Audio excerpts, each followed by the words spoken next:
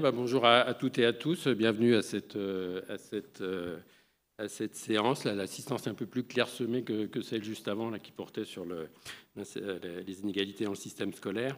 C'est une séance qui s'intitule « Retraite, encore une réforme ». Le sujet des retraites a été traité à plusieurs reprises au GECO. Là, on a d'ailleurs une vétérane là, des tables rondes dans la personne d'Anne Lavigne, et moi-même, j'avais participé à un certain nombre. Donc celle-ci s'appelle « Encore une réforme ». La dernière fois que je me suis occupé d'une séance ici, c'était en 2019. Et à l'époque, le titre, c'était « La dernière réforme, point d'interrogation ». Donc je vous rappelle le contexte de l'époque, là, mais je pense que vous en souvenez. Donc il y avait eu un grand projet de remise à plat complète du système de retraite, qui était un des grands projets du premier quinquennat d'Emmanuel Macron. Et donc en 2019, on était encore en plein dans les débats sur la forme que devait prendre ce régime unique, ce régime universel. Et puis début 2020, donc la chose est venue en débat à l'Assemblée nationale. Bon, ça s'est avéré un petit peu plus compliqué que ce qui avait été anticipé.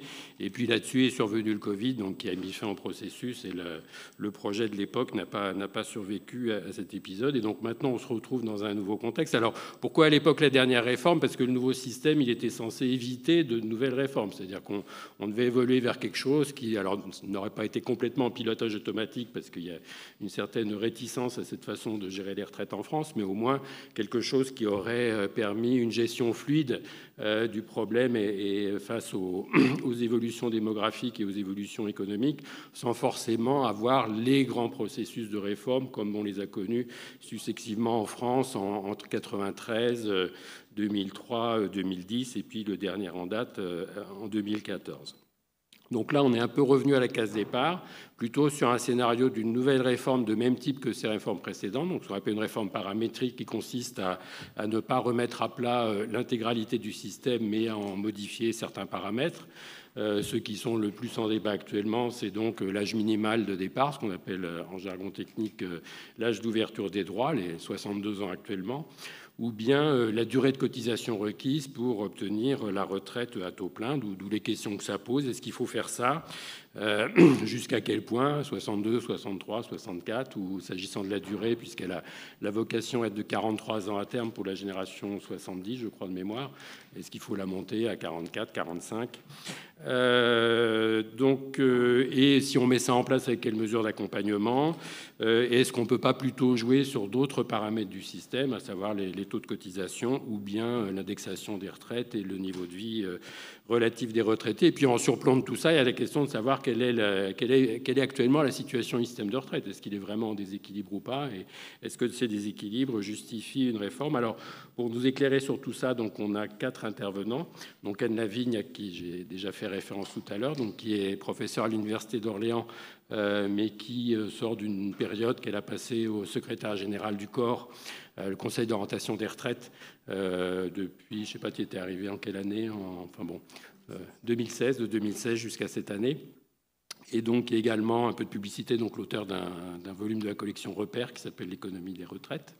Comme intervenante, je vais commencer par les intervenantes, Emmanuelle Prouet, donc qui est elle aussi passée par le secrétaire général du corps, où elle s'occupait plutôt des questions d'emploi des seniors, autant que je me souvienne, et qui est actuellement à France Stratégie, toujours spécialisée sur les sujets de marché du travail.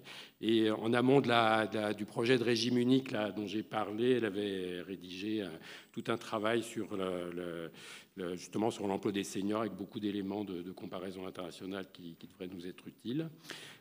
Ensuite, nous avons Michael Zemmour, là, à l'autre bout de la table, donc, qui est enseignant-chercheur à Paris 1 et qui est chercheur associé au laboratoire interdisciplinaire d'études des politiques publiques, d'évaluation des politiques publiques à Sciences Po, qui lui aussi est le co-auteur d'un récent volume de la collection Repères sur le système français de protection sociale.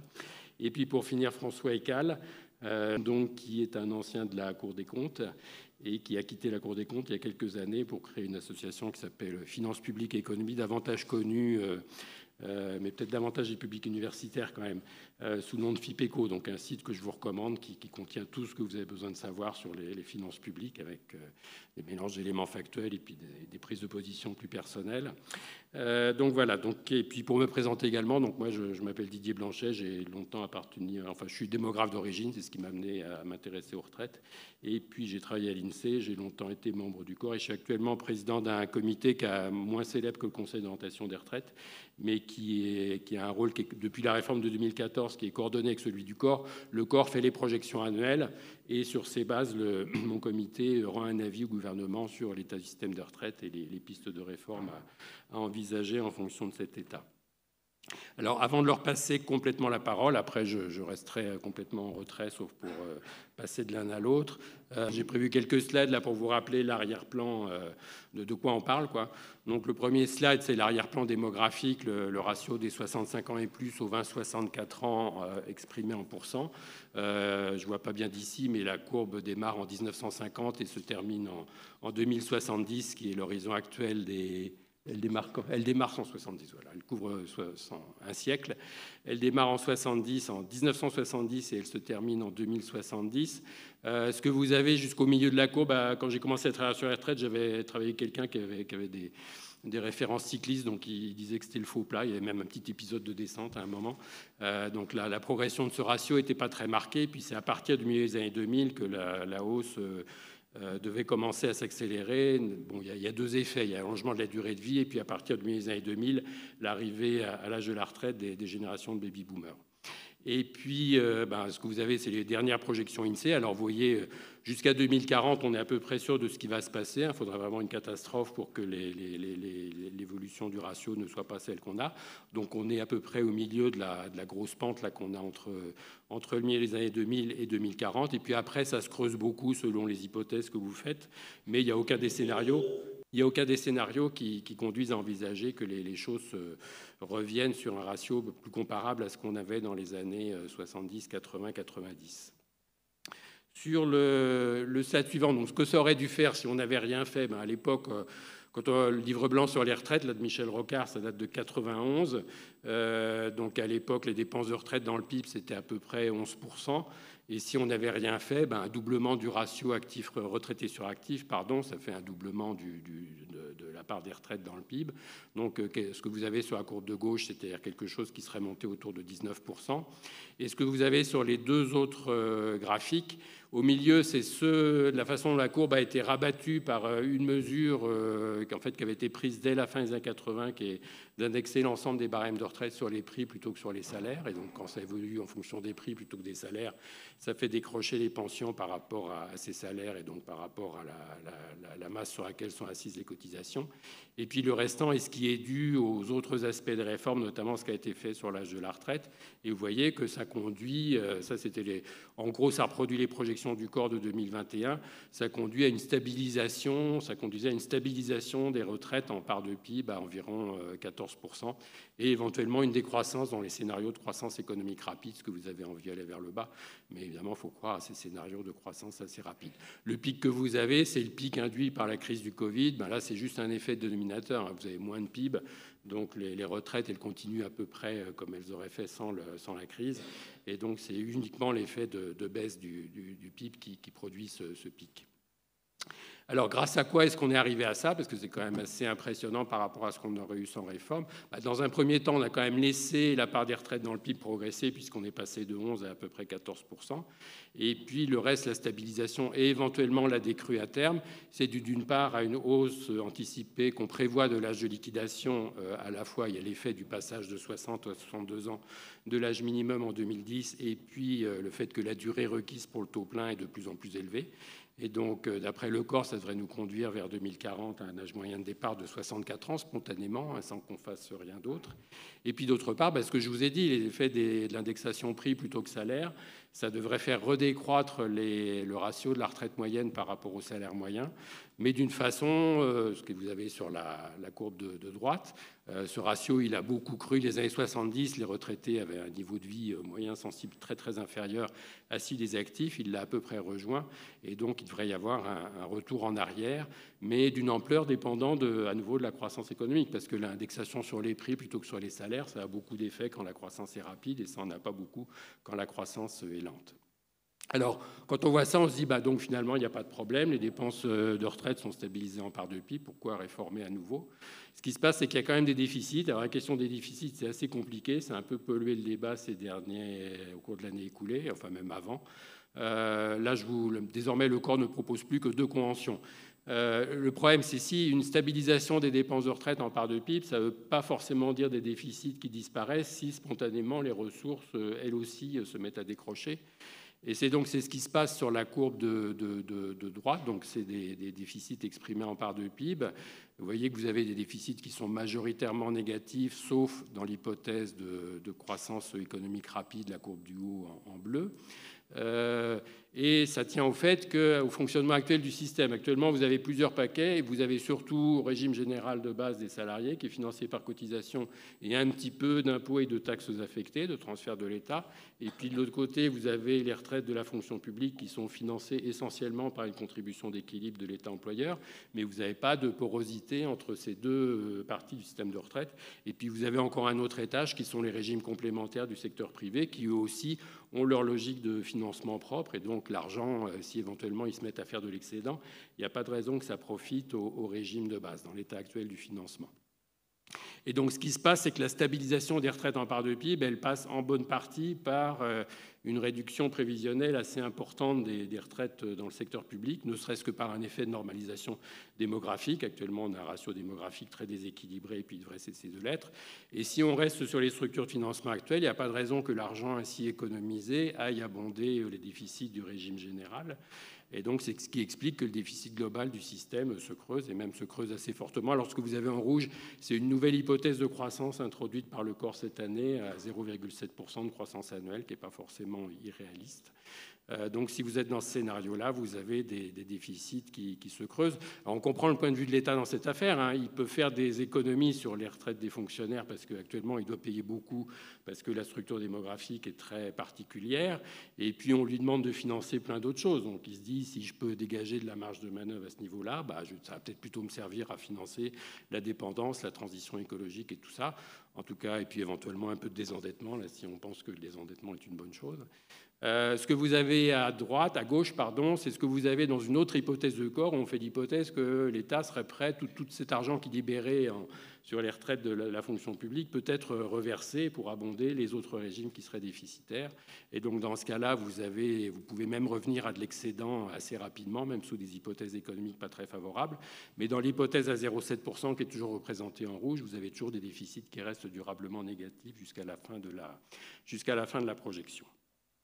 Donc voilà mes quelques éléments de constat sur lesquels vont pouvoir s'appuyer ou pas les autres intervenants de la table ronde. Ce qu'on m'a conseillé, c'est d'avoir une table ronde organisée j'espère que je n'ai pas déjà pris trop de temps, en 2 tours. Généralement, le deuxième tour est un peu le parent pauvre là, dans ce genre d'organisation. Mais enfin, en l'occurrence, il y a une bonne raison de faire en 2 tours, parce qu'il y a quand même 2 sujets bien différents. Il y a le sujet du moment, qui est face à ces constats. D'abord, sont-ils partagés? Donc, faut-il faire une nouvelle réforme paramétrique et par quoi l'accompagner pour la rendre plus acceptable, plus supportable par les intéressés? Parce que le problème en matière de retraite, c'est qu'il n'y a rien de sympathique à proposer. Tout ce qu'on a proposé, c'est des choses qui sont des restrictions des droits ou bien des hausses de prélèvement. Donc ça sera l'objet du premier tour de table. Et puis, dans un deuxième tour de table, ce serait quand même bien de revenir un petit peu quand même sur cette réforme avortée qui devait remettre l'ensemble du système à plat. Il y a toujours un besoin, je veux dire, on a un système très hétéroclite, pas bien intégré. Ce que j'ai expliqué sur l'absence de fongibilité entre les ressources des différents régimes en est un aspect. Et donc, même si on a vu que c'est très compliqué de faire une réforme qui remette tout à plat, on peut quand même se demander s'il y a des moyens d'en sauvegarder l'esprit et d'essayer de le restaurer soit dans le cadre de la réforme qui s'annonce, soit pour un processus d'évolution à terme. Donc, il y aura un deuxième tour de table, peut-être un petit peu plus rapide sur ce sujet-là. Pour le premier, je vais commencer par Anne Lavigne, Donc peut-être avec... alors elle n'est pas obligée de répondre par oui ou par non à la question, faut-il une nouvelle réforme, et pas obligée de dire exactement laquelle, mais elle peut peut-être, je crois qu'elle a prévu de nous redonner aussi quelques éléments de cadrage international. Là, j'ai parlé que de la France, c'est bien aussi de nous remettre en perspective par rapport à ce qu'on a dans d'autres pays, et principalement en matière d'âge de la retraite, puisque c'est surtout ça qui est en débat. Bonjour à toutes et à tous. Merci aux organisateurs de ces journées de m'avoir invité à cette table ronde. Comme l'a indiqué Didier, je ne vais pas nécessairement répondre à la question sur quelle réforme paramétrique. J'ai peut-être plus de choses à dire sur la réforme systémique et son échec de la réforme systémique, et puis éventuellement ce qu'on pourrait faire.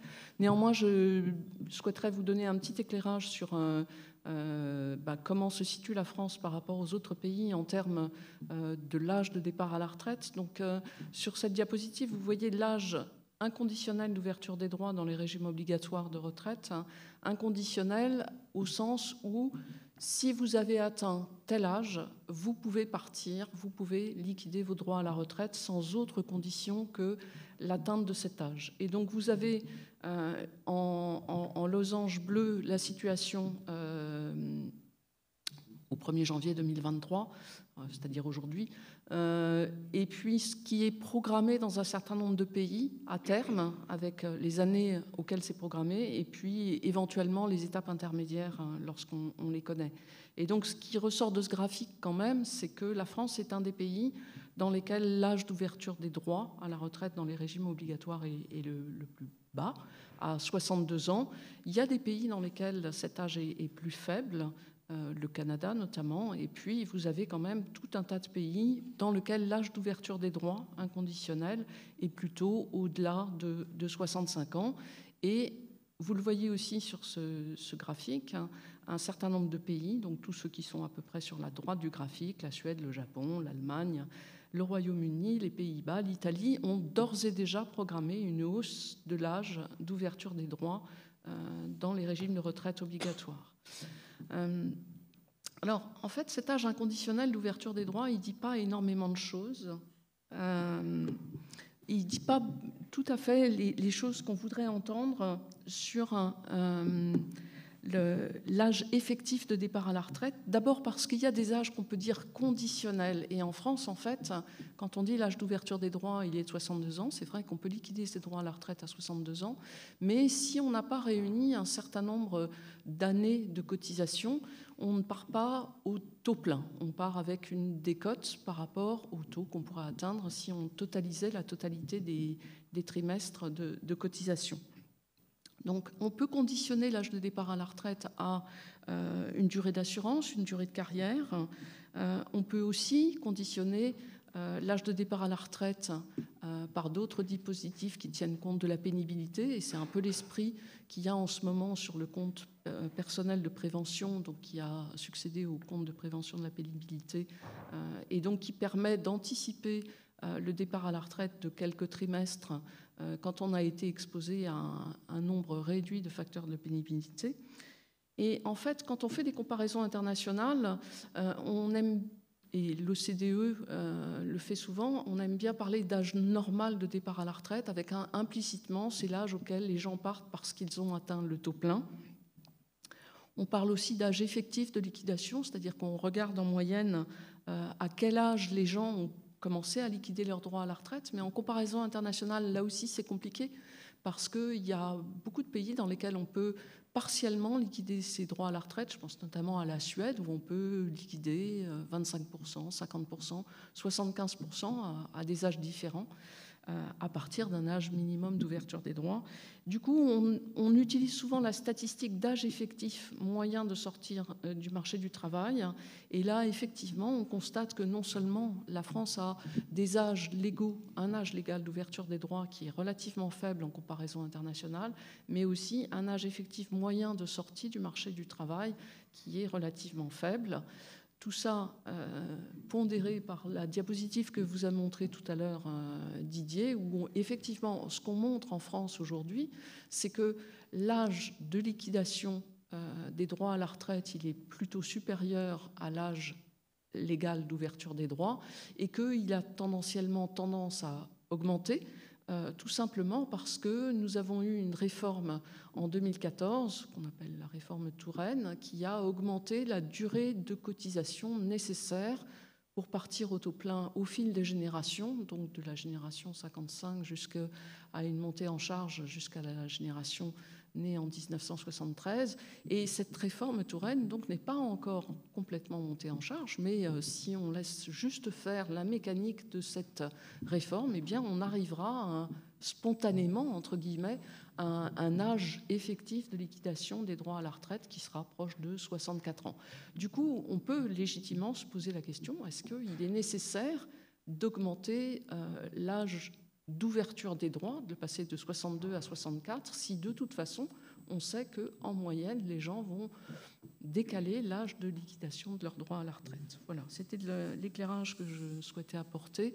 Après, j'ai peut-être un avis sur est-ce qu'il vaut mieux agir sur le levier d'âge ou de durée de cotisation, mais je préfère laisser la parole aux autres intervenants pour me réserver un peu de temps de parole sur la deuxième partie des questions.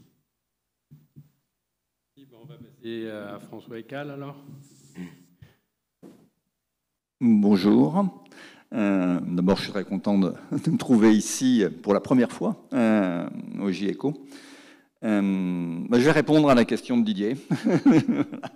Moi, je pense qu'il est souhaitable aujourd'hui de prendre de nouvelles mesures incitant les Français à prendre leur retraite plus tard et donc à relever l'âge effectif de sortie du marché du travail.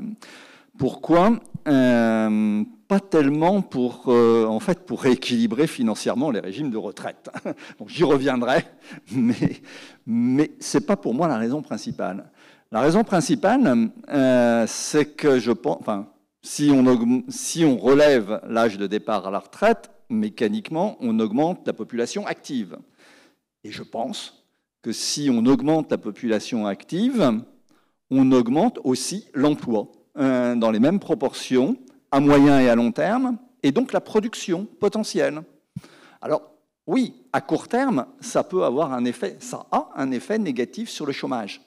Il faut en tenir compte. Je pense que ce genre de mesures, il faut faire attention à leur calendrier. C'est sûr que ce n'est pas lorsque le taux de chômage est très élevé qu'il faut inciter les gens à partir plus tard et augmenter la population active. Mais je dirais, en temps normal, je pense que ça a un effet favorable à long terme sur l'emploi. D'ailleurs, la réforme de 2010, on voit qu'elle a même conduit à augmenter le taux d'emploi des seniors. Alors, je n'ignore pas qu'il y a des difficultés particulières à l'emploi des seniors et qu'il faut sans doute y travailler. Mais globalement, le taux d'emploi des seniors s'est quand même plutôt amélioré. Le taux de chômage des seniors, il n'est pas plus élevé que la moyenne.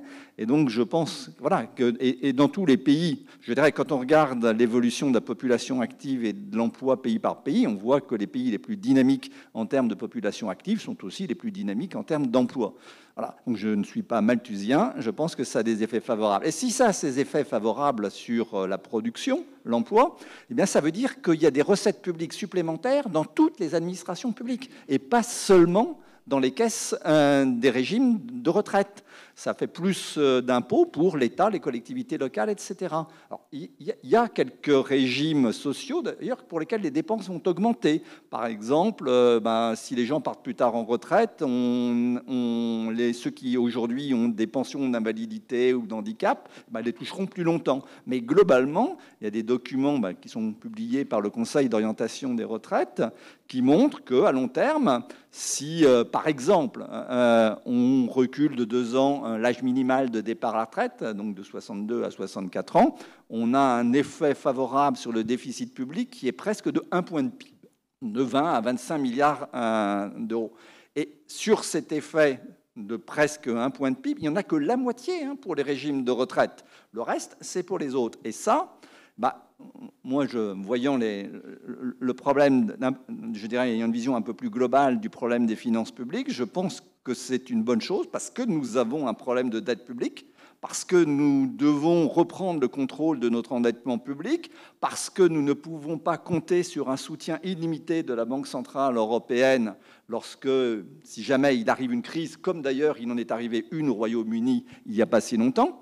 Et donc, nous devons reprendre le contrôle de la dette et réduire le déficit public. Et c'est un excellent moyen de réduire le déficit public. Donc, pour moi, c'est la principale raison pour laquelle je suis favorable à ce type de réforme. Alors après, est-ce que c'est vraiment nécessaire pour les régimes de retraite? Question de Didier. Alors, si on prend les projections, les dernières projections du corps, grosso modo, ce qu'on voit, c'est que ça dépend évidemment de la convention qu'on retient pour le solde, ça dépend des hypothèses qu'on fait sur les gains de productivité, mais disons qu'en général, on a plutôt, disons, des déficits dans les premières années, et puis ça, on revient progressivement vers l'équilibre, et on finit avec certaines conventions et dans certains scénarios par des excédents dans les années 2050, 2060. Puis si on prend un autre indicateur qui, à mon avis, aussi, enfin, que le corps met en avant depuis quelque temps, et il a raison, c'est la part des pensions de retraite dans le PIB. Pourquoi c'est intéressant? Parce que, en fait, finalement, ça mesure ce qu'il est nécessaire de prélever sur le PIB, et le PIB, c'est la somme des revenus, donc ce qui est nécessaire de prélever sur les revenus pour financer les retraites.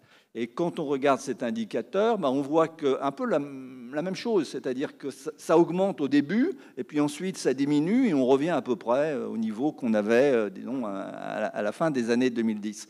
Donc, dans ces conditions-là, on peut dire, bon, alors, en effet, il n'y a pas de problème. Alors, il peut y avoir quand même un problème, et on peut avoir envie de rééquilibrer les régimes de retraite assez vite. Pourquoi? Parce que on peut se dire d'abord que des projections à 50 ans, c'est quand même plus incertain que des projections à 10 ans. Donc on peut accorder une pondération plus forte au déficit des prochaines années. Ensuite, il ne faut pas oublier, Didier l'a rappelé, que on obtient ce résultat que parce qu'avec la législation actuelle, on a une forte diminution du taux de remplacement des revenus d'activité par les retraites. Est-ce que cette forte baisse du taux de remplacement est crédible et réaliste? Ce n'est pas totalement évident. C'est le résultat de la législation actuelle, mais elle pourrait être remise en cause. Et puis, dernier point, si on prend, par exemple, la convention du corps qui consiste à maintenir constantes les subventions, en fait, en pratique, c'est les subventions de l'État aux régimes spéciaux, de l'ordre de points de PIB, effectivement, on voit qu'il y a des excédents à partir des années 2040, par exemple. Mais des excédents avec donc une subvention de l'État d'à peu près 2 points de PIB, donc on peut se dire qu'elle est peut-être un peu trop forte aussi. Et cette subvention, elle a des raisons démographiques qui sont parfaitement justifiées. Il y a des déséquilibres démographiques dans ces régimes, mais ça tient aussi au fait que dans ces régimes, il y a la possibilité de partir à un âge beaucoup plus précoce que le droit commun. Alors on peut se dire que là aussi, il y a peut-être quelque chose à faire du côté de ces régimes. Alors après, quelles mesures faut-il prendre pour inciter les Français à partir plus tard? Comme on l'a dit, il y a deux grands instruments, reculer l'âge minimal ou augmenter la durée de cotisation pour avoir le taux plein. Moi, je préfère la deuxième, on peut en reparler, parce que, voilà, pour des tas de raisons. Mais j'ai dû dépasser mon temps de parole. Ça va. Oui, donc il y a beaucoup de points à retenir, mais effectivement, il y a d'une part le fait, le problème de la retraite, finalement, ça devient de plus en plus difficile de le considérer isolément.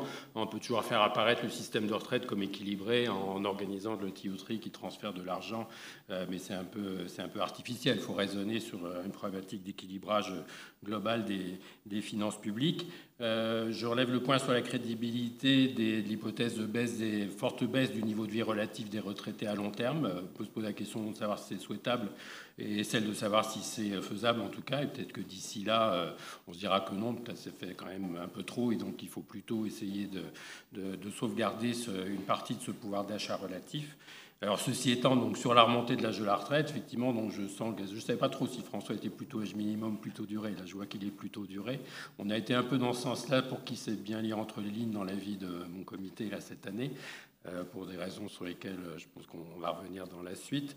Mais c'est vrai qu'il y a plein de réticences à augmenter l'âge de la retraite, quelle que soit la façon de s'y prendre. Donc là, c'est un peu la question à Emmanuel Prouet. Comment font les autres pays? Est-ce qu'il y a vraiment une fatalité? Est-ce que le taux d'emploi des seniors soit bas? Quels sont les bons exemples dans ce domaine? Oui, alors on va en parler. Moi, je voulais revenir aussi un peu sur ce qu'a dit François Ekal au début, sur un peu D'abord, bonsoir et merci de m'avoir invité. Je suis là un peu vite. Mais effectivement, quand on parle de réforme des retraites, il y a 2 angles. Il y a l'effet sur les systèmes de retraite et puis il y a l'effet sur l'emploi des seniors.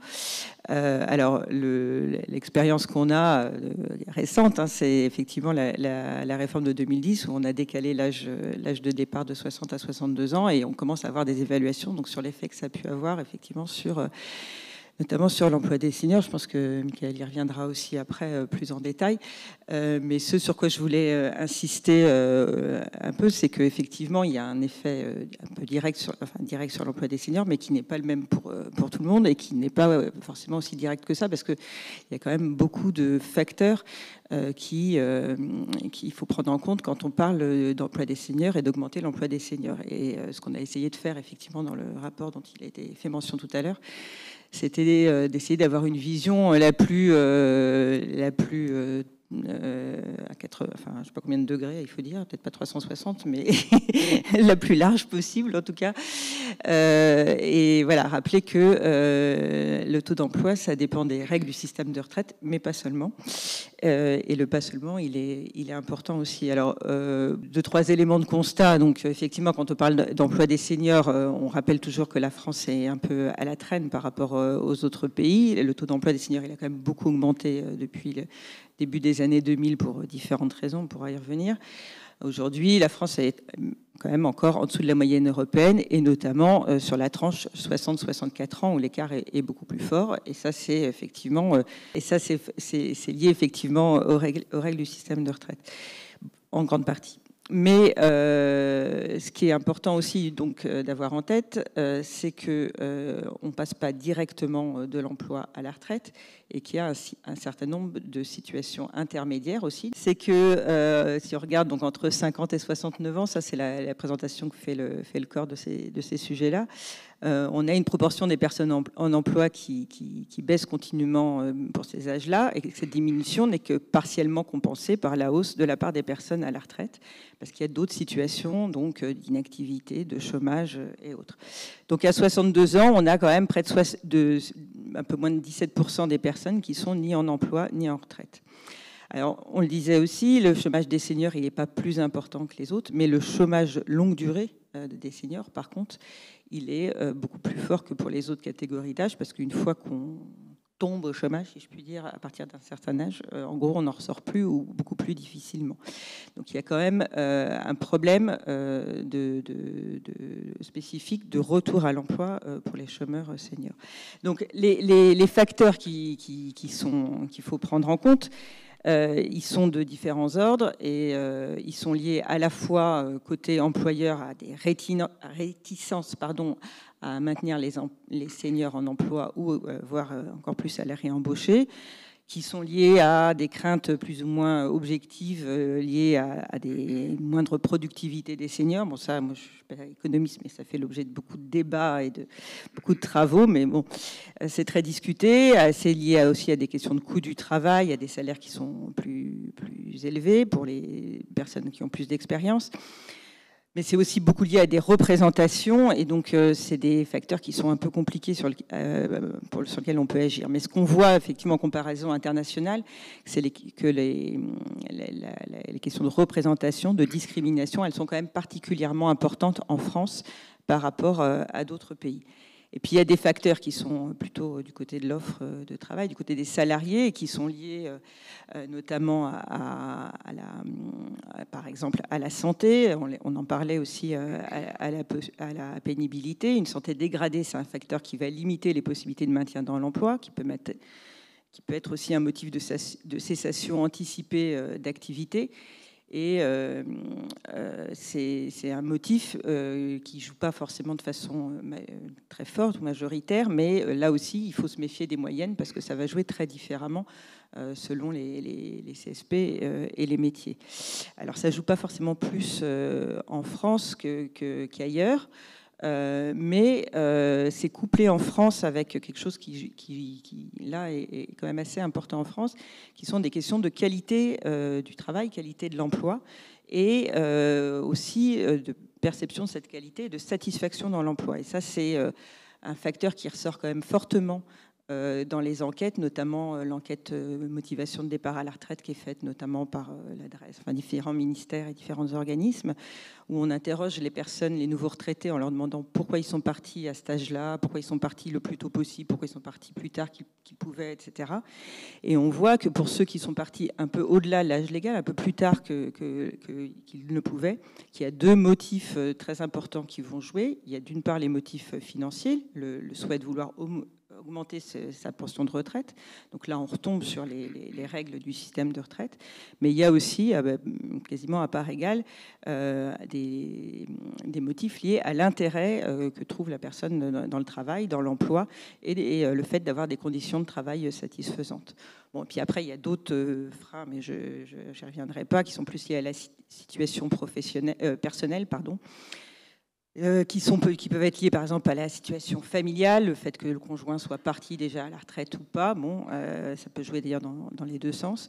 Et puis à la situation familiale, la charge familiale, on parle beaucoup des générations pivots, des gens, et notamment des femmes qui se retrouvent en fin de carrière à devoir encore prendre en charge en partie des enfants, moins financièrement, et devoir prendre en charge des parents qui sont dépendants. Alors aujourd'hui, on a un peu du mal à le mesurer, à l'objectiver sur l'effet que ça a sur la cessation d'emploi, mais en tout cas, on voit que ça peut avoir des effets sur le passage à temps partiel et sur des questions d'aménagement du travail. Donc voilà, ce sur quoi je voulais insister, c'est qu'il y a beaucoup de leviers, effectivement, à prendre en compte qui font qu'une réforme paramétrique, quelle qu'elle soit, ne peut pas avoir un effet mécanique sur tout le monde, mais sur les leviers, on pourra en reparler peut-être après, dans la deuxième partie. Bonjour à toutes et tous. Merci aussi de l'invitation. Je vais décaler un tout petit peu mon point de vue tout en revenant sur tous les points qui ont été évoqués et pour répondre à la question de Didier, mais en partant pas d'hypothèse, en partant de la réforme mise dans le débat par le gouvernement, pour parler de choses précises. Alors évidemment, elle est en débat, mais on en connaît les contours par le programme présidentiel. Le projet du gouvernement, c'est de porter l'âge minimal de la retraite à 65 ans comme horizon, mais à 64 ans aux alentours de 2027-2028, à un rythme relativement rapide, pour les raisons évoquées par François Ekal notamment, c'est-à-dire augmenter l'emploi et faire des économies, avec un objectif de 12 milliards d'économies en 2027-2028. Donc ça, c'est ce que le gouvernement met sur la table, et de manière assez ferme, avec des possibilités d'options, mais la somme qu'il faut économiser en 2027-2028, elle est à peu près là. Et moi, pour l'analyse, je voudrais mettre dans la balance les conséquences de ça, à la fois sur l'emploi, pour revenir un petit peu sur le point qui a été fait, mais aussi sur à qui on demande les efforts. D'abord, un point de contexte, il n'y a pas d'urgence à réformer, parce que l'analyse financière du système des retraites n'est pas effrayante. Grosso modo, on peut s'arrêter sur un déficit de 0,5 points de PIB à moyen terme, ce qui, à l'échelle du système des retraites, n'est pas énorme. Le système des retraites, c'est 14 points de PIB. Ça ne menace pas le système. Donc, il n'y a pas urgence. On arrive dans un contexte de crise économique qu'on nous prévoit pour janvier, février, etc. Bon, peut-être pas le meilleur moment, François Ekal l'a dit. Et donc, de manière générale, moi, je ne partage pas vraiment le constat qu'il faille absolument résorber le déficit à marche forcée d'ici 2027-2028. Je trouve que c'est un effort trop important. Un système des retraites peut, pour de bonnes raisons, tolérer un déficit temporaire, soit parce qu'il y a une bosse démographique, soit parce qu'il y a une crise, et il se trouve qu'on a les deux. Et donc, ce n'est pas obligé de résorber le déficit tout de suite, on pourrait vivre avec.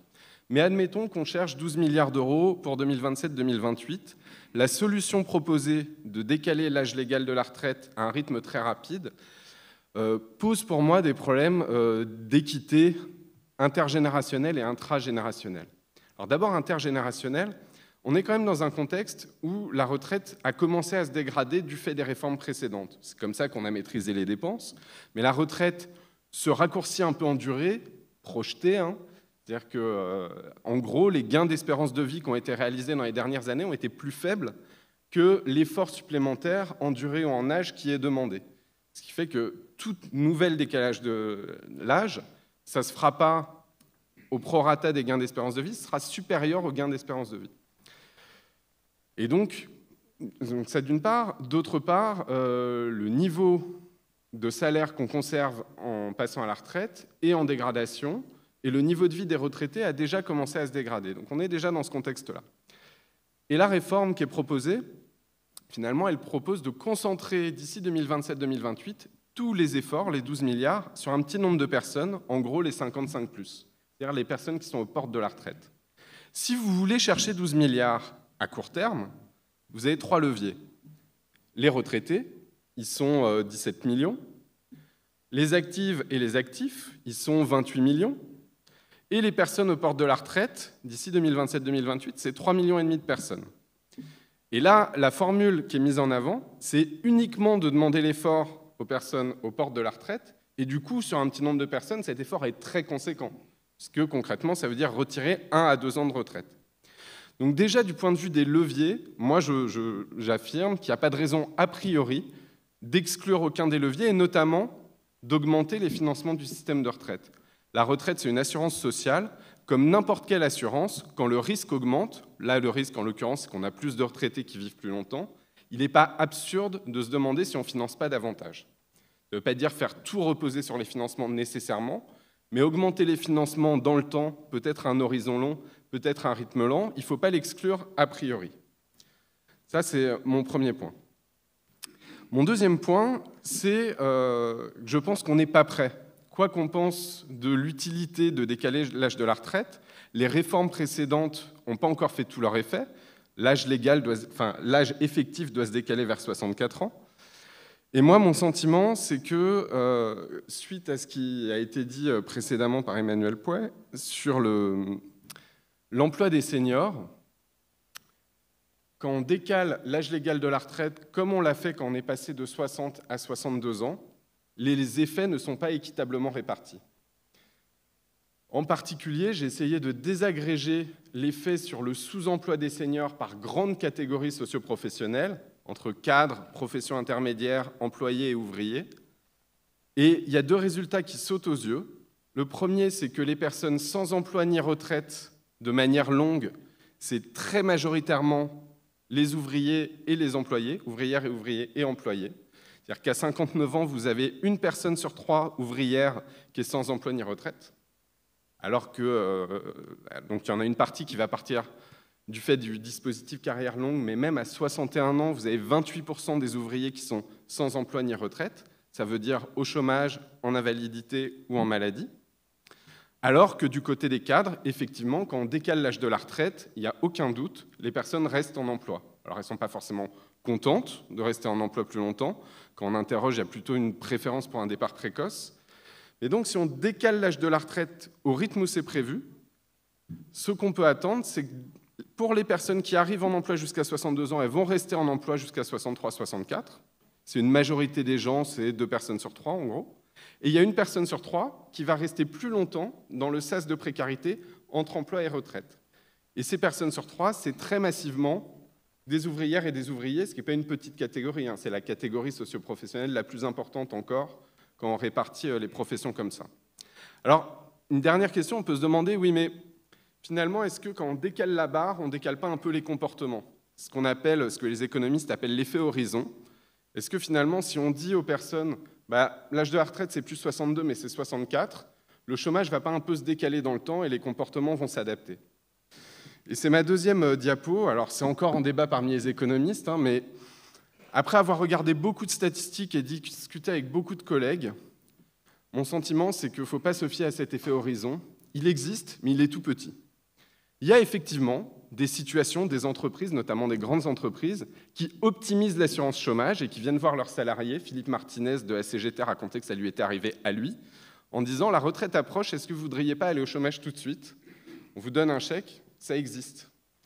Mais en grande masse, ce n'est pas l'effet dominant. En grande masse, quand on a passé la retraite de 60 à 62 ans, ça a allongé la période sans emploi ni retraite des personnes concernées, bien plus que ça ne l'a décalé. Et ça, alors je ne sais pas si on arrivera bien à le voir sur ce graphique, mais Ici, vous avez la génération 1950, et ici, vous avez la génération 1958. À 59 ans, dans la génération 1950, on avait à peu près 20% des personnes qui étaient encore sur le marché du travail à 50 ans qui étaient sans emploi ni retraite. Il y en avait qui étaient depuis plus de 3 ans hors de l'emploi, d'autres depuis plus de 2 ans, et puis d'autres moins d'1 an hors emploi. Et puis, il y en avait beaucoup moins à 60 et 61 ans, parce que la plupart étaient partis à la retraite, parce que la retraite était autorisée. 8 ans plus tard, pour la génération 58, on fait le même graphique. Il y a un peu moins de personnes sans emploi ni retraite, mais un tout petit peu moins. En fait, l'effet horizon, l'adaptation, c'est l'écart entre cette barre et celle-ci. C'est tout petit.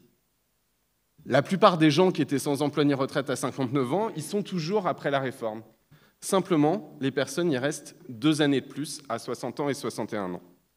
Et donc, pour moi, la réforme telle qu'elle est proposée, compte tenu de ce qu'on sait des réformes précédentes, elle aura comme principale conséquence sociale un allongement de ce sas de précarité. Et c'est ce qui me fait dire que, à minima, quand on veut considérer la réforme, il faut mettre les deux dans la balance. Ce que disait François Ekal, on va augmenter l'emploi un peu, et la production un peu. On va faire des économies, pas énormes, mais on pourra revenir sur le détail des chiffres, mais on va faire des économies. Mais d'un autre côté, on a un marché du travail qui n'a pas su s'adapter aux réformes précédentes. Et je ne vois pas en quoi on peut espérer qu'on s'adapte mieux de 62 à 65, alors qu'on n'a pas su s'adapter de 60 à 62. Alors ça fait sans doute une spécificité française, effectivement, mais je ne suis pas sûr que ce soit en changeant tout de suite les règles de la retraite qu'on arrive à se réparer, entre guillemets.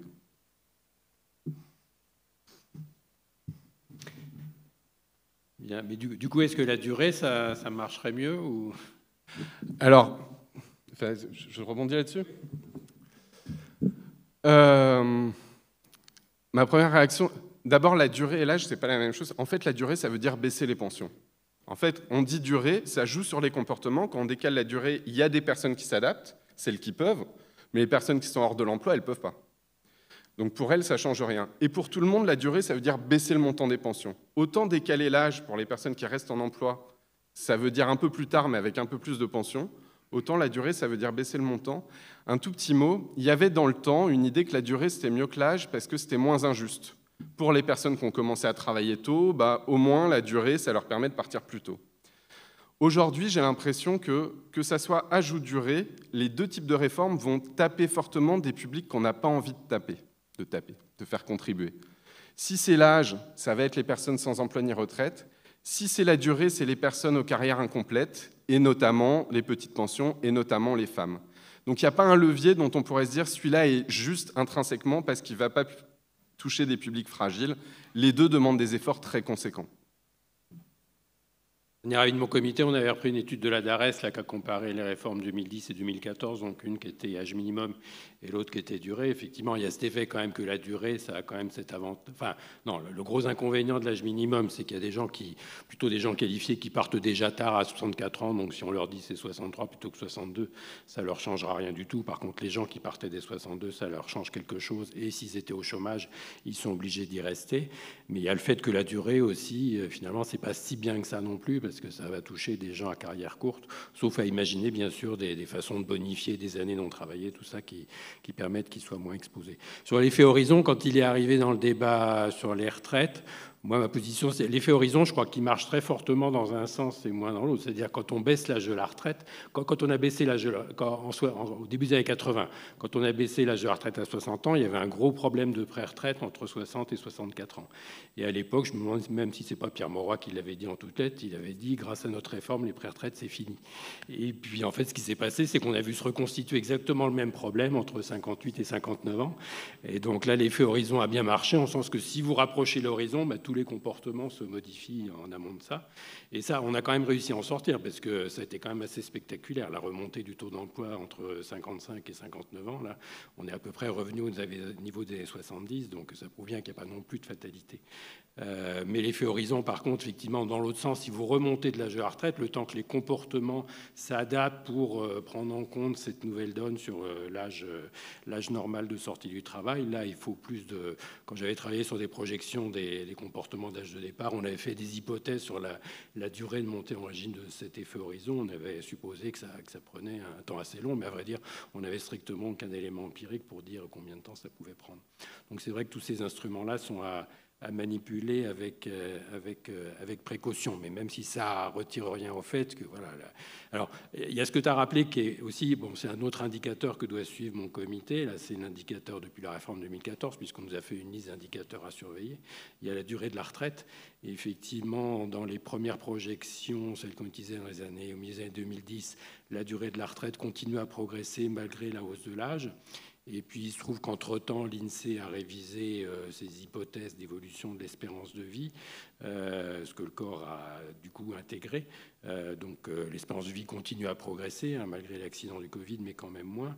Et du coup, dans le scénario au fil de l'eau, là où on prend les évolutions d'âge de la retraite telles qu'elles sont prévues, la remontée à 64, ça nous fait effectivement une durée de retraite qui fait du surplace pendant plusieurs générations. Et donc, si on augmentait davantage, ça la ferait reculer. Maintenant, c'est pas forcément... Voilà, peut-être qu'on peut admettre un recul jusqu'à un certain point si ça permet de résoudre d'autres problèmes. C'est pas non plus... Il y a plein de choses qui ont été acquises par les générations passées qui ne seront peut-être pas sauvegardées pour toutes les générations à venir. Si on parle de décroissance, ça veut dire que tout le monde ne sera pas forcément aussi riche demain qu'on l'est aujourd'hui.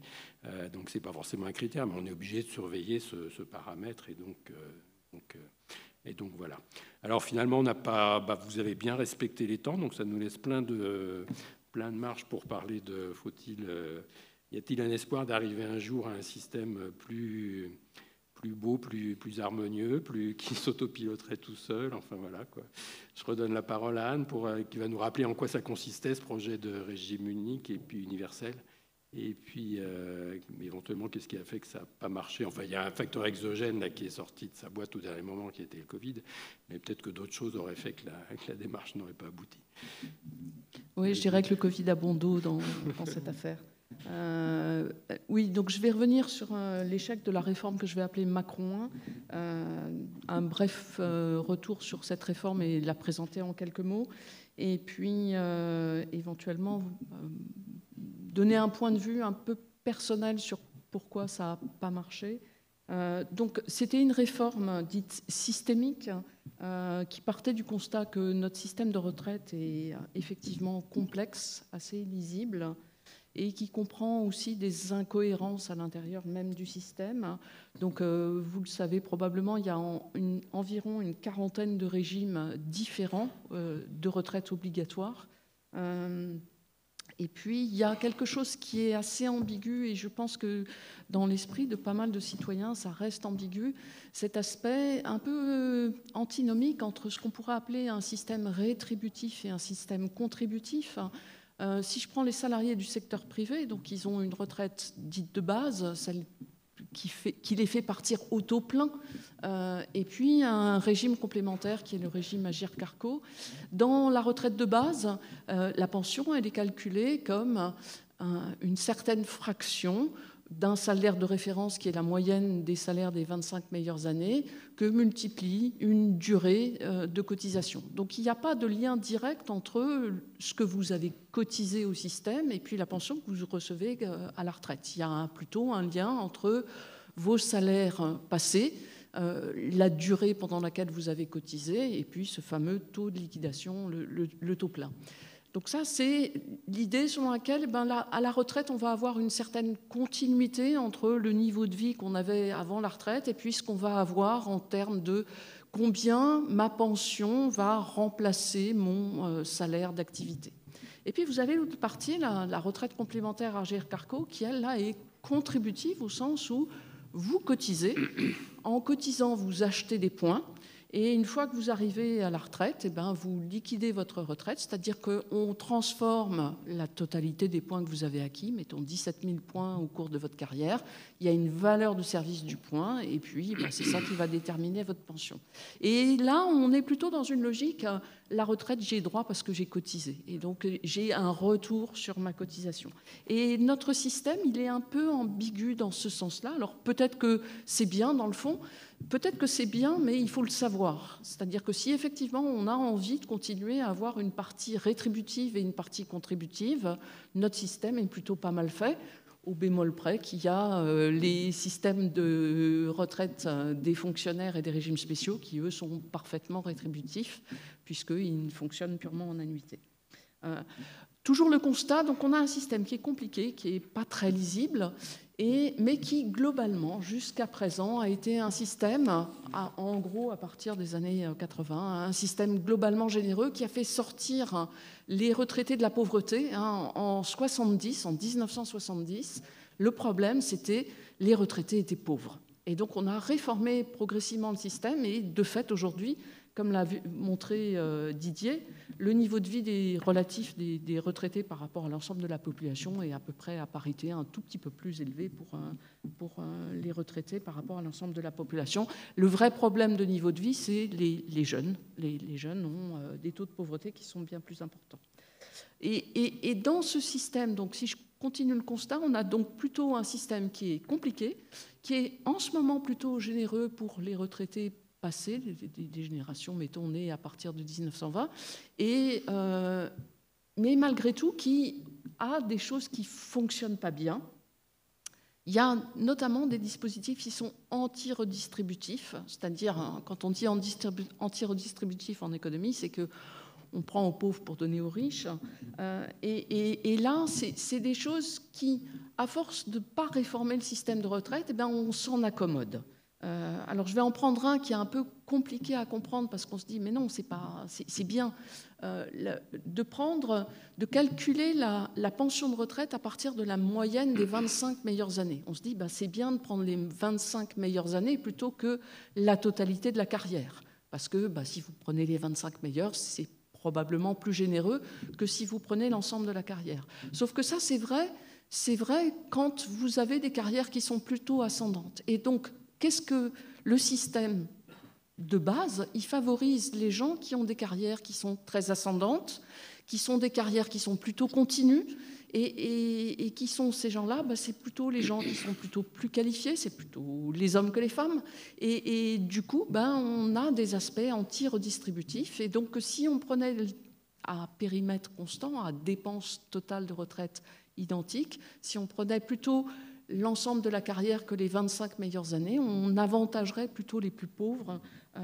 par une réforme.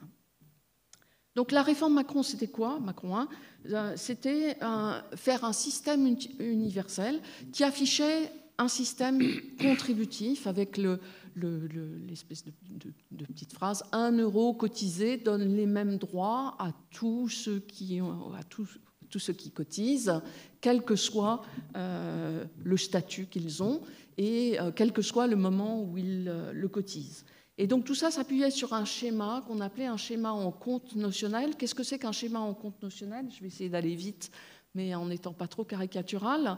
Un schéma en compte notionnel, c'est un schéma par répartition. Donc on prend des cotisations aujourd'hui et on paye les retraites des retraités d'aujourd'hui. Néanmoins, ça c'est vrai au niveau macroéconomique. Au niveau microéconomique, pour chacun, qu'est-ce que ça fait quand on cotise dans un compte notionnel? Ça veut dire qu'on met des euros dans un compte. Ces euros, ils évoluent au fil du temps et ils sont revalorisés plutôt dans les régimes, dans les pays qui ont instauré ces régimes, plutôt sur l'évolution des salaires et non pas l'évolution des prix. Et donc, vous accumulez des cotisations, comme ça, toute votre vie, qui sont indexées sur la progression du salaire moyen de l'économie. Et quand vous partez à la retraite, vous avez un énorme capital notionnel qu'on va convertir en une pension viagère, c'est-à-dire une pension que vous recevez jusqu'à votre décès. Évidemment, plus vous travaillez longtemps, plus vous accumulez un gros capital, donc plus vous pourrez avoir une pension chaque mois qui sera élevée. Si vous partez tôt, vous avez une plus petite pension. Et le système, il est fait pour être piloté automatiquement, comme l'a dit Didier tout à l'heure, c'est-à-dire que globalement, ce qu'on va calculer, c'est que statistiquement, en moyenne, la masse de ce que vous avez cotisé, vous allez le récupérer sous forme de pension. Et donc là, on a bien l'idée que j'y ai droit et je récupère en moyenne ce que j'ai cotisé. Évidemment, si je décède plus tôt que ce que statistiquement est prévu pour ma génération, j'aurai entre guillemets perdu et donc les gains seront redistribués aux individus qui survivent dans ma génération. Et symétriquement, si je vis plus longtemps, je vais un peu puiser dans le système. Donc ça, c'était un système qui était contributif. Alors on peut se dire, mais c'est pas juste, parce que ceux qui ont la capacité de cotiser beaucoup, eh ben, ils vont avoir beaucoup, et du coup, il n'y aura pas de redistribution. Un tel système de compte notionnel peut quand même s'accommoder de mécanismes de solidarité, par exemple en bonifiant des périodes de chômage. On peut très bien faire prendre en charge par la solidarité nationale, par l'impôt par exemple, le fait qu'on continue à alimenter le compte notionnel de personnes qui auraient des trous, entre guillemets, de cotisation. Alors, pourquoi ça a capoté tout ça? On peut résumer l'histoire en disant, ben voilà, c'est arrivé devant l'Assemblée nationale, et puis il y a eu le Covid, et puis on s'est arrêté. Sauf que, en fait, entre ce qui avait été conçu initialement par le projet du candidat Macron et qu'on retrouve dans son programme électoral, qui était à peu près ce que j'ai raconté, en fait, il y a eu une espèce, au fil du temps, entre, en gros, septembre 2017, où on nomme un haut-commissaire à la réforme des retraites, et puis la fin du mandat, enfin l'interruption du mandat du haut-commissaire en septembre 2019, on a eu en fait une espèce de capture technocratique. Pourquoi? Parce que le haut-commissaire s'est quand même entouré, et pourquoi pas, de techniciens des retraites et de techniciens de chacun des grands régimes de retraite. Et du coup, au lieu de penser en dehors de la boîte, au lieu de penser un nouveau système ex nihilo, chacun a essayé de remettre ses billes dans le système, c'est-à-dire à essayer de voir comment est-ce qu'on pouvait tourner les règles du système pour que chacun y retrouve son compte. Et puis dans cette compétition entre tous ces techniciens de la retraite qui ont des tas de qualités techniques, d'une certaine manière, mon interprétation, c'est que quand même l'Agirc Arrco, entre guillemets, l'a emporté, et que si on lit bien le système qui a été présenté, le projet qui a été présenté devant l'Assemblée nationale, c'est vraiment un grand Agirc Arrco avec non pas des comptes notionnels, mais des points pour lesquels il y avait une valeur d'achat et une valeur de service du point, comme à l'Agirc Arrco, alors que dans un mécanisme de compte notionnel, on n'a pas besoin de ces notions-là. Et puis, il y a quelque chose qui est apparu dans le débat qui était assez surréaliste, c'était cette fameuse notion d'âge pivot dont on ne comprenait pas du tout ce que ça venait faire dans un système de compte notionnel, puisqu'encore une fois, dans un système de compte notionnel, on vous dit, vous pouvez partir à partir d'un âge minimum. Vous avez vu, les Suédois partaient à 61 ans, ça a été relevé, ce sera maintenant 63 ans en 2023. Mais à partir de cet âge, c'est chacun qui choisit. Et en gros, globalement, si vous travaillez plus, vous aurez plus en pension. Et si vous travaillez moins, vous aurez moins. Mais il n'y a pas besoin d'âge pivot. Et tout ça, ça a vraiment pollué complètement la discussion. Et on se retrouve dans une situation où, si c'était pour ça, autant faire, dès 2017, une réforme d'âge, si c'était pour la faire. Sachant que je suis assez d'accord avec Michael, il n'y a pas besoin de faire une réforme d'âge juste pour équilibrer le système de retraite. Après, il y a des considérations extra-système de retraite à laquelle je peux éventuellement souscrire. Mais en gros, si c'était pour faire tout ça, on pouvait s'économiser 4 ans. Et d'une certaine manière, moi, ce que je regrette, c'est que cette réforme systémique, elle ne soit pas de nouveau remise sur le devant de la scène, notamment parce que, en gros, si le système ne dérive pas, pour moi, c'est pour une mauvaise raison. C'est pour cette raison qu'a évoqué très bien Didier tout à l'heure, c'est le fait que les pensions, les salaires qui sont portés au compte des gens qui acquièrent des droits à la retraite sont indexés sur l'inflation, sur le niveau général des prix, et les pensions des retraités sont également indexées sur le niveau général des prix. Et ce qui fait que le système n'explose pas, c'est tout simplement de dire, voilà, quand vous rentrez dans la vie active, vous êtes sur un tapis roulant qui va augmenter au gré de la croissance des salaires, et la croissance des salaires, c'est grosso modo la croissance de la productivité du travail et de l'inflation. Donc vous avez des gens qui rentrent et qui sont sur un tapis roulant qui va à une certaine vitesse, et quand ils arrivent à la retraite, on les met sur un deuxième tapis roulant qui, lui, évolue à la vitesse, au mieux, de l'inflation. Et donc vous avez dans la société des gens qui sont les retraités qui sont sur un tapis roulant qui va pas très vite, et puis vous avez des actifs qui sont sur un tapis roulant qui, lui, va relativement vite.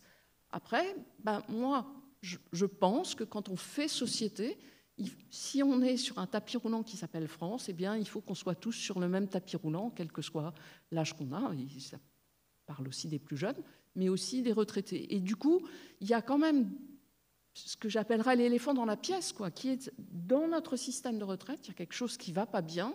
C'est cette idée que si le système finalement est globalement à l'équilibre, parce que dans les 30 ans, 40 ans, 50 ans, il va y avoir un décrochage du niveau de vie relatif des retraités par rapport aux actifs. Ça ne veut pas dire que les retraités seront de plus en plus pauvres, non. Leur pouvoir d'achat sera préservé, mais le pouvoir d'achat des gens qui seront sur actifs, au moment où ils le seront, ira beaucoup plus vite. Il y a plein d'autres choses dans le système de retraite qui ne vont pas bien. Je vais finir par ça. C'est notamment la réversion.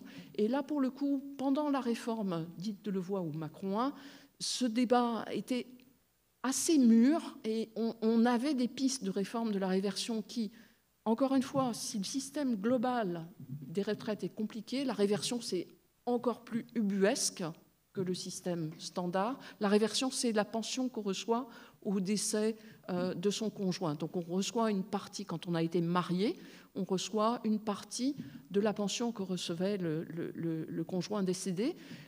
Il y a des différences énormes entre les différents régimes. Être époux ou épouse de fonctionnaire ne vous donne pas les mêmes droits que si vous êtes marié à quelqu'un du secteur privé. Il n'y a pas les mêmes conditions d'âge, mêmes conditions de ressources. Tout ça est, à mon avis, incohérent et mériterait que soit réformé de manière systémique. La réversion, effectivement, c'était quelque chose qu'on peut imaginer de réformer sans toucher à l'ensemble du système. On va changer un peu l'ordre des présentations. Je repasse tout de suite la parole à Michael pour dire ce que lui pensait. Est-ce que c'était une bonne idée, cette réforme systémique? Est-ce qu'il faut relancer ça? Mais si tu permets, je vais répondre en deux temps.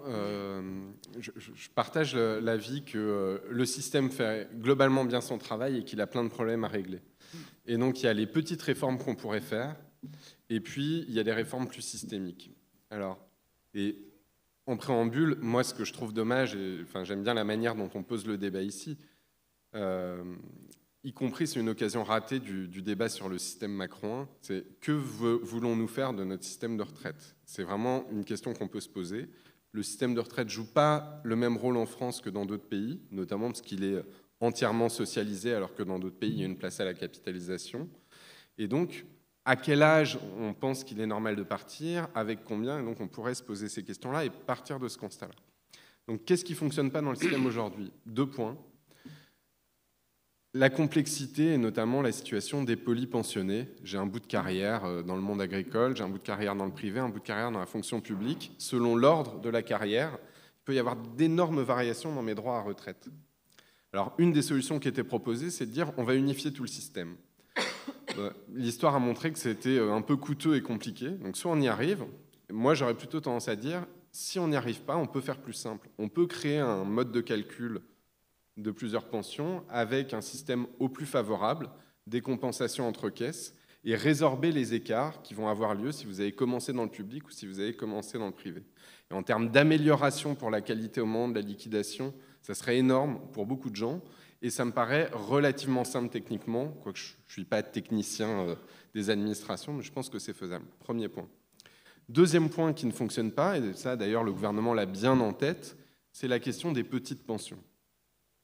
Et notamment de l'inégalité femmes-hommes qui pour beaucoup, prend la figure des petites pensions. Un chiffre que j'ai souvent en tête, je crois qu'il y a à peu près 50% des femmes retraitées qui a une pension inférieure à 1 000 €. Alors dans tout ça, il y a beaucoup de femmes âgées et très âgées, donc qui ont eu des faibles carrières, mais même aujourd'hui, il reste quand même des carrières très incomplètes et des pensions très faibles. Or, les dispositifs qui existent pour rattraper les petites pensions, ils ne sont pas suffisants. Il y en a 2. Il y a le minimum vieillesse, l'ASPA, mais ça se déclenche à 65 ans, alors que l'âge de la retraite normal est à 62. Et c'est familialisé. Et il y a un recours sur succession qui fait que beaucoup de personnes ne le demandent pas parce qu'elles ont peur qu'on saisisse leur logement et qu'on ne le transmette pas à leurs enfants. Une première chose qu'on pourrait faire, c'est ouvrir l'ASPA dès l'âge légal de la retraite, parce qu'en général, c'est les personnes qui ne sont plus en emploi, et sans doute l'individualiser aussi. Alors ça, c'est un gros débat, mais comme on a pu le faire pour l'allocation adulte handicapé. C'est pas gratuit, ça coûte de l'argent, mais ça sécuriserait, y compris des personnes qui seraient sans doute maltraitées par une réforme des retraites. Deuxième élément, les minima de pension. Là aussi, aujourd'hui, ils ne sont pas très bien ficelés. Ils ne se déclenchent qu'à condition d'auto-plein. Et donc, il faut parfois aller jusqu'à 67 ans. Et en fait, parmi les plus petites pensions, on a à la fois les personnes qui partent le plus tard, qui ont les carrières les plus incomplètes. Et donc, on pourrait aussi penser des minima de pension, qui ne sont pas le minimum vieillesse, qui se déclenchent dès l'âge légal de la retraite, donc aujourd'hui 62 ans, et qui soient plus protecteurs. Ça, c'est les réformes de court terme. Et puis un mot sur ce qui pourrait être systémique. Alors là, vraiment, il y a une question de philosophie. Moi, je serais plutôt du côté rétributif qu'a défini Anne que du côté contributif. Dans les discours, on dit souvent tel système est avantageux parce que les gros salaires auront un taux de remplacement, c'est-à-dire une part de leur salaire qui garde après la retraite plus faible, et les petits salaires auront un taux de remplacement plus élevé. Aujourd'hui, d'ailleurs, c'est les objectifs qu'on donne à notre système. On dit qu'il faut que, après une carrière au SMIC, on ait 85% du SMIC comme retraite. Et puis, les cadres ont en moyenne une retraite qui va tendre vers 50% de leur dernier salaire, voire moins. Bon ben, je pense que si vraiment on voulait réformer le système en profondeur, les notions d'âge et de durée qu'on a mis en place en 1945 sont épuisées. 43 ans, c'est le bout du monde pour certains, c'est rien pour d'autres, etc. Et on pourrait sans doute envisager un système, premièrement, qui fasse un audit de la réalité des carrières, femmes et hommes, et qui parte de la réalité des carrières, pas d'une carrière idéale et qui se passe bien. Aujourd'hui, c'est ça, 43 ans, c'est une carrière ascendante, idéale et qui se passe bien. Et la deuxième chose, c'est qu'ils définissent des taux de remplacement cibles. Donc, petit salaire, 85, 90, 70%. Au salaire, tel pourcentage, et éventuellement, peut-être que selon le niveau de retraite auquel vous prétendez, vous n'y prétendriez pas au même âge. Autrement dit, vous partez à 60 ans ou à 62 ans avec un minimum garanti, vous êtes protégé par le système, vous prétendez une retraite de cadre, peut-être qu'il faut attendre un âge de retraite de cadre et pas regarder la durée. Voilà les pistes, mais encore une fois, définir le système de retraite, ça finit à la fin par être une question politique. Combien on veut mettre, à quel âge? Et donc là, moi j'écoute, mais voilà les pistes.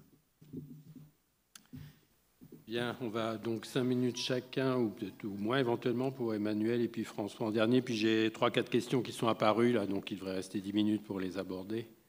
Emmanuel, est-ce que la Deloitte avait tenu compte là, de votre rapport de... Alors là-dessus, très vite, en fait, on nous avait demandé un rapport d'état des lieux, donc on ne faisait pas de recommandations. Le rapport, on nous l'a demandé assez tôt, en 2018. Après, je pense que le sujet, enfin, moi, je n'étais pas dans les antichambres de discussion, mais je pense que le sujet de l'emploi des seniors, franchement, vu la complexité du reste, il est passé complètement à des discussions pendant longtemps. Et à la fin du processus, il y a eu un autre rapport qui a été demandé à à des personnalités qualifiées qui ont fait des propositions sur le maintien dans l'emploi uniquement, mais qui a été rendu public juste avant l'abandon de la réforme. Donc du coup, franchement, le sujet a été assez peu traité sur qu'est-ce qu'il fallait faire du côté emploi des seniors. Cela dit, si on regarde alors aujourd'hui, le processus là, il est un peu différent pour des raisons de gestion de la concertation avec les partenaires sociaux. On a remis le sujet plus au début. Donc là, il y a une première phase d'échange, de concertation, je ne sais pas comment il faut appeler ça, mais avec les partenaires sociaux sur cette question d'emploi des seniors. Et en fait, les sujets qui ressortent, c'est toujours un peu les mêmes. Donc on peut en parler assez rapidement. C'est compliqué parce que, comme je le disais tout à l'heure, ça renvoie finalement à plein d'autres politiques. Et là, pour le coup, il faut avoir une approche systémique de l'emploi des seniors, parce que des politiques d'emploi des seniors, sinon ça ne marche pas. Et c'est ce que montrent un peu les expériences qu'on peut avoir à l'étranger de réformes qui ont pu être efficaces, c'est qu'elles ont pris un peu tous les aspects du problème en même temps. Donc, je disais, il y a des sujets qui sont liés aux conditions de travail, à l'usure professionnelle, mais ça c'est compliqué parce qu'il faut agir très en amont. Les conditions de travail des seniors, ce n'est pas forcément celles qui sont les plus difficiles. Mais par contre, ce qu'on sait, c'est qu'avoir été exposé longtemps et à plusieurs facteurs de pénibilité pendant un nombre important d'années, ça a des conséquences sur la santé et donc sur la sortie du marché du travail. Donc il faut agir très en amont. Donc c'est compliqué. Il faut avoir une vision aussi systémique de la santé, c'est-à-dire santé au travail, mais santé aussi plus générale. Et bon, ça renvoie à d'autres sujets. Sur la pénibilité, donc on en a parlé tout à l'heure, il y a un outil qui a été créé au moment de la réforme Touraine qui était le C3P. À l'époque, on parlait de compte de prévention de la pénibilité. Maintenant, on ne parle plus que de compte de prévention professionnelle. On ne sait pas ce qu'on prévient, mais on le prévient. Mais c'était très décrié, très contesté, ça l'est encore, notamment pour sa complexité du côté des employeurs. En particulier, mais c'était quand même c'est une logique qui est intéressante, c'est une logique alors de compte individuel, ça renvoie à d'autres débats sur les comptes individuels, notamment le compte personnel d'activité, puisque ça a été inséré dans ce compte-là. Mais c'est quand même l'idée de ne pas avoir simplement une logique métier, mais une logique individuelle où on va regarder sur le parcours, sur l'ensemble du parcours, l'exposition effective des travailleurs à un certain nombre de facteurs. Donc on a supprimé certains facteurs qui étaient les plus durs à tracer. Donc ça concerne aujourd'hui finalement assez peu de gens, c'est peu utilisé et c'est utilisé uniquement pour partir plus tôt quasiment, alors que normalement ça doit pouvoir être utilisé aussi pour faire de la formation et pour pouvoir passer à temps partiel en compensant en partie la perte de salaire. Donc ça c'est un des sujets qui est sur la table aujourd'hui, notamment pour inciter à ce que ça soit plus utilisé pour faire de la formation et notamment de la formation longue qui permette des reconversions. La formation, j'en ai pas parlé, mais c'est un sujet évidemment important. L'accès à la formation, il baisse très tôt en France, dans d'autres pays aussi, mais particulièrement en France, dès 45 ans finalement, avant même d'être vraiment senior. Et donc, il y a des discussions aussi sur comment mieux utiliser pour les seniors les outils qui ont été créés par les différentes réformes de la formation professionnelle. Je le disais tout à l'heure, il y a les facteurs de satisfaction au travail qui jouent beaucoup, et je voudrais juste pointer quelque chose, c'est que dans le débat public, dans les débats économiques, etc., on parle beaucoup aujourd'hui des questions d'attractivité pour les jeunes, liées notamment à la question du sens qu'on donne au travail, le sens du travail, mais on n'en parle que pour les jeunes. Je ne suis pas sûre que cette question ne se pose que pour les jeunes. Je pense que aussi ça peut renvoyer à des sujets sur le maintien dans l'emploi en fin de carrière, le sens qu'on donne à son propre travail, qu'on lui donne. Il y a d'autres sujets plus techniques qui sont discutés aujourd'hui, sur les questions d'incitation à l'embauche. On a plutôt abandonné ces dernières années les mesures spécifiques d'âge, comme la contribution de la Lande, par exemple, qui taxait les licenciements à partir de 50 ans, les contrats de génération avec les aides à l'embauche, parce qu'il y avait des effets de seuil, des effets d'aubaine, etc. Bon, finalement, ça revient un peu dans le débat, notamment sur le contrat de génération. Il y a des questions, alors il y a certains partenaires sociaux qui plaident pour des baisses de cotisations à partir d'un certain âge, des aides à l'embauche, des compensations de la perte de revenus en cas de reprise d'un emploi moins rémunéré, comme ça peut exister dans d'autres pays. Il y a le débat sur l'assurance chômage, mais bon, là, j'ai vraiment pas le temps, donc tant pis. Et il y a le troisième aspect qui est de dire il faut permettre des transitions plus progressives entre l'emploi et la retraite. Et là, il y a des dispositifs qui existent déjà, la retraite progressive et le cumul emploi-retraite, mais qui sont finalement, surtout pour la retraite progressive, très peu utilisés, alors que sur le papier, ça a l'air d'être des dispositifs plutôt intéressants. Donc voilà, il y a des discussions sur le paramétrage de tout ça et sur la connaissance de ces dispositifs pour les rendre plus intéressant. Et puis, il y a le sujet du compte épargne-temps universel. Je finis par ça, puisque ça reboucle avec le compte pénibilité, finalement, enfin, de prévention. Parce que c'est là aussi, ça renvoie à la logique des comptes individuels et d'avoir une approche sur l'ensemble de la carrière qui permettrait d'organiser son temps de travail différemment pour pouvoir avoir des périodes de temps partiel à différents moments de la carrière et arriver aussi moins usé en fin de carrière. Voilà, et dernier point, il y a la question du rôle de la négociation collective dans tout ça. Il y a quand même, alors c'est un autre sujet qui n'a rien à voir, mais directement, mais quand même, on a supprimé en fait les obligations de négocier sur l'emploi des seniors en 2017, dans les ordonnances de 2017, qui étaient des ordonnances qui devaient donner la priorité à la négociation sur la loi, notamment à la négociation d'entreprise. Et donc, finalement, aujourd'hui, c'est un sujet qui est peu porté dans la négociation collective. Et finalement, on y revient en se disant que quand même, peut-être, il faudrait réinciter à la négociation sur ces sujets-là, et notamment au niveau des branches, et notamment sur les questions de prise en compte de la pénibilité. Donc voilà, donc, je ne sais pas s'il faut une réforme systémique des retraites, mais en tout cas, il faut sûrement une réforme systémique de l'emploi des seniors. Bien, et pour François, en 5 minutes également. Est-ce que le problème de la réforme de loi, c'est pas aussi qu'on a voulu aller trop vite, là ? Je crois qu'en Suède, ça a pris une dizaine d'années là, pour changer de système, mais en fait, changer quelque chose de compliqué, c'est compliqué, même si on veut simplifier. Ou même beaucoup plus longtemps. Oui. Je vais venir. Moi, j'étais favorable au système universel de Macron, sauf sur 2 points. J'ai 2 points de désaccord, et je pense que ces 2 points de désaccord expliquent une bonne partie de l'échec de la réforme. D'abord, on a beaucoup dit que cette réforme était compliquée. Non, en fait, le système qui était proposé était simple. Ce qui est compliqué, c'est le système actuel. Et donc, ce qui est compliqué, c'est aussi la transition entre le système actuel et ce système simple. Parce que ça veut dire qu'il y a autant de cas particuliers de transition du système actuel vers le système futur qu'il y a aujourd'hui dans le système actuel de cas particuliers. Et des cas particuliers, il y en a plein. Or, comme le système aussi avait été, la réforme avait été faite pour maintenir constante le total des pensions de retraite, en pourcentage du PIB si vous voulez, ça veut dire qu'il y avait beaucoup de gagnants, il y avait des gagnants et des perdants.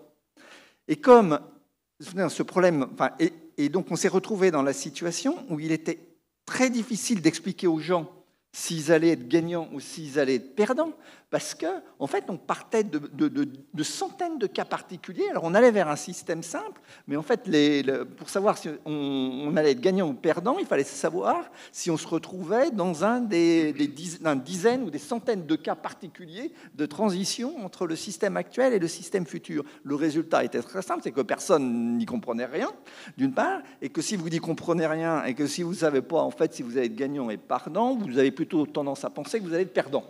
Voilà. Donc, globalement, des tas de gens qui, finalement, auraient peut-être gagné au système s'ils s'y opposaient, parce que dans le doute, il faut mieux garder le statu quo. Et donc, face à ce problème, moi, j'ai toujours dit, en fait, il n'y a qu'une seule solution. Elle est radicale. C'est ce qu'on appelle la clause du grand-père, généralisée à tout le monde. C'est-à-dire, cette réforme, on ne l'a fait que pour ceux qui rentrent sur le marché du travail. On ne cherche pas à réformer pour ceux qui sont actuellement dans le marché du travail et qui ont acquis des droits, légitimes ou pas, c'est une autre histoire, mais ce n'est pas la peine d'essayer. Alors politiquement, c'est hyper frustrant, parce que ça veut dire que le délai de la réforme, c'est même pas 10 ans, c'est 40 ans. Et donc, on a... Alors après, moi, je dis, mais au moins, je dirais, on peut avoir la satisfaction d'avoir construit quelque chose de simple pour les nouvelles générations, pour nos enfants. Bon, pour les politiques, ça ne suffit peut-être pas, c'est peut-être bon. Mais je pense qu'on n'avait pas le choix. Et d'ailleurs, c'est ce que le gouvernement a fait 1 an avant avec les cheminots. Le régime spécial des cheminots, il a été fermé au 1er janvier 2020 en appliquant la clause du grand-père. Tous les cheminots en activité le 1er janvier 2020 ont gardé tous leurs droits avec le régime spécial. Rien n'a changé pour eux. En revanche, les nouveaux agents de la SNCF recrutés depuis le 1er janvier 2020, ils sont recrutés, ils sont affiliés au régime général de la sécurité sociale comme n'importe quel salarié d'entreprise.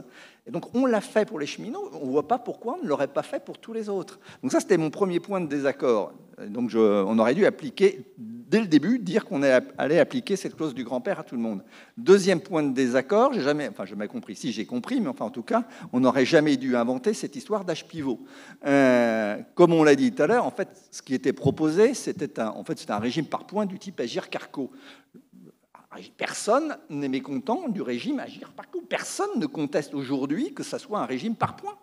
Ça marche très bien, tout le monde est content de l'Agirc-Arrco. Enfin, ça marche pas. Non, mais politiquement, je suis pas d'accord. Non, mais je suis d'accord. On peut critiquer, mais il y a eu, enfin, en tout cas, et en tout cas, dans un régime par points comme l'Agirc-Arrco, il n'y a pas besoin d'âge pivot. Cet âge pivot n'était absolument pas nécessaire. Et donc, les gens ont confondu, en fait, bien souvent, l'âge pivot avec l'âge minimal, en se disant, en fait, 64 ans, ça va être le nouvel âge minimal.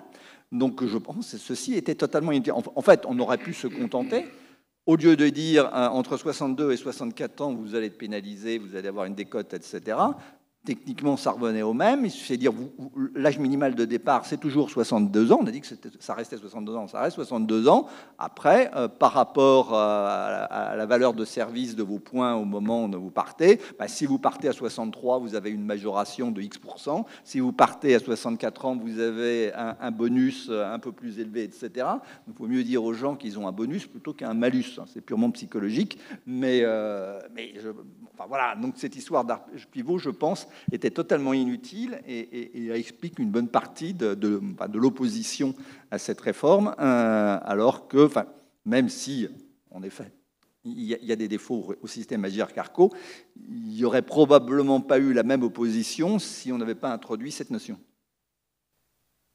Merci. Donc, il nous reste 5 minutes. Là, j'ai juste 4 questions sous les yeux, donc ça peut tenir dans les 5 minutes. Enfin, je peux me charger de l'essentiel des réponses, là. Je parle sous votre contrôle, là. Donc, on me dit, est-ce que les personnes sans emploi ni retraite, ça inclut les personnes au chômage? Donc, la réponse est oui. Là, on pourrait remontrer le graphique. Quelqu'un dit, là, l'argent collecté ou économisé par la réforme pourrait servir à financer la dépendance. Alors, effectivement, ça fait partie des pistes que j'avais évoquées. Ça peut être une des raisons de vouloir trouver de l'argent, de financer cet autre poste qui est appelé à augmenter. Il y a un petit décalage par rapport aux retraites. Le problème des retraites, c'est à partir des années 2000, l'arrivée des baby-boomers. Et puis là, maintenant, la dépendance, ça commence plutôt à 80 ans. Donc, c'est 20 ans plus tard qu'on a le décollage. Et effectivement, on voit le problème monter assez fortement. Alors, il y a une question, là, ça devient plus difficile. Alors que l'automatisation et l'intelligence artificielle se développent, pourquoi ne pas les intégrer dans les mécanismes de cotisation du travail? Donc ça rappelle c'était un slogan de la CFDT des années 80, là, faire payer les retraites par les machines. Alors, une petite précision là-dessus, je veux dire, historiquement, le progrès technique, ça a quand même conduit à augmenter les salaires des gens. Donc si on est riche aujourd'hui, c'est parce qu'on ne travaille plus uniquement avec nos mains, mais aussi avec des machines. Et ces machines permettent que le travail soit mieux rémunéré. Donc d'une certaine façon, les machines contribuent au financement des retraites. Là où le problème se poserait, c'est effectivement si l'automatisation se mettait à beaucoup déformer le partage du revenu entre le capital et le travail. Il se trouve que la France, bon, je mets à part la question des super profits, qui est une question plutôt conjoncturelle, mais la France est plutôt un pays où la part du travail dans la valeur ajoutée est restée à peu près stable depuis les années 80, mais c'est vrai que c'est pas tout à fait pareil dans les autres pays. Et alors il y a un autre point, une autre personne qui évoque plusieurs sujets, dont celui de la pénibilité. Donc là, Emmanuel a réévoqué le compte de prévention de la pénibilité, le fait que c'est quelque chose qui est encore un peu inabouti. Donc peut-être que la prochaine réforme, si on cherche des compensations à la hausse de l'âge de la retraite, sera l'occasion de le muscler un petit peu, ce qui n'avait pas été la tendance des années précédentes. Et puis, la personne qui pose la question rappelle que les catégories moins favorisées sont aussi les moins bien traitées. C'est un petit peu plus compliqué que ça. Le système, il a quand même des propriétaires distributifs. Donc, quand vous avez travaillé à bas salaire, par rapport à ce que vous avez cotisé, vous touchez quand même davantage. Donc ça, c'est l'esprit général du système de retraite. C'est ce qu'il fallait faire avec la réforme systémique qu'elle aurait essayé de faire, d'avoir à la fois quelque chose de contributif, où vous avez une retraite plus ou moins proportionnée à ce que vous avez cotisé, et puis au-dessus de ça, quelque chose qui vous protège de la pauvreté.